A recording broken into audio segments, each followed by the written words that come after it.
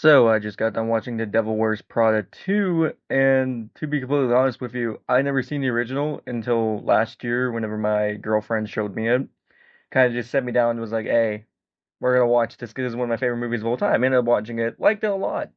So going into this movie, I wasn't really expecting a ton. I mean, it's kind of just, hey, Andrea meets Mary Street's character again. Stanley Tucci's also there. And that's what I was expecting from the movie. But it did give me more than that, and I will give it that. I did enjoy the movie quite a bit because it goes for something I wasn't quite expecting from a sequel from The Devil Wears Prada to go for. I honestly expect this to just be nothing but nostalgia. Because what I love about the original is it's very personal. The first like hour is very glitz and glamour and vogue, and then like the last 30, 40 minutes is very personal, and I love that about that movie. This movie has a very similar structure. Starts out and it's very, glitz, glamour, fashion, clothes, all that shit. And then it's like, oh no, we're actually gonna get into the personal stuff. And what personal stuff did they get into?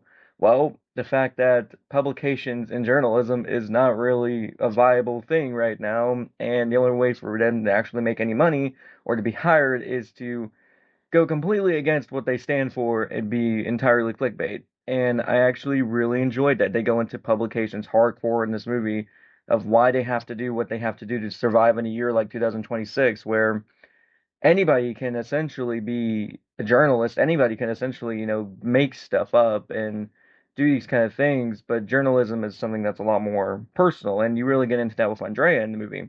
Now you got Meryl Streep in here, and she is amazing as always. I really like her in the film quite a bit, more than the first one, because here she plays a much more sub. In the first film, she's very quiet, but she's also very, very cunning and, devilish. Here, same way, but she's much more relaxed in that she's very comfortable in the role. In the first movie, kind of felt like she was kind of putting on a performance, which she was. I mean, that was a part of the movie. But here, she's much more comfortable in the role, and you can really figure that out. Also, you got Emily Blunt back here, which she is just really fucking good in this movie. Same thing with Stanley Tucci. I don't know, the cast really does slip back into to the roles. Very, very good in the movie. But I really love the messaging of the film about journalism and about the current industry of not fascist, of fashion, and just how it's not a dying art per se. Fashion's still very big, but to survive in a world like we do nowadays, you have to have a certain edge to it, and that's an edge you didn't really have to have 20 years ago. And that's why this being a legacy sequel really does work for me because most legacy sequels are like, oh, we're just gonna remake the first movie. This one's like, no, we're actually gonna take how we have 20 years. It's been 20 years since the first movie, and we're just going to say, hey, how would that look nowadays? Like, where would these characters be in 2026 versus 2006? And it really does work for me. I really enjoyed The Devil Wears Prada 2. I thought it was a really fun time.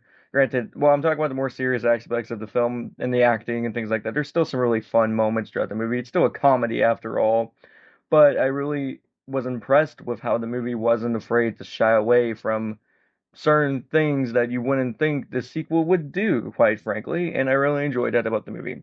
So I will give The Devil Wears Prada 2 about an 8 out of 10.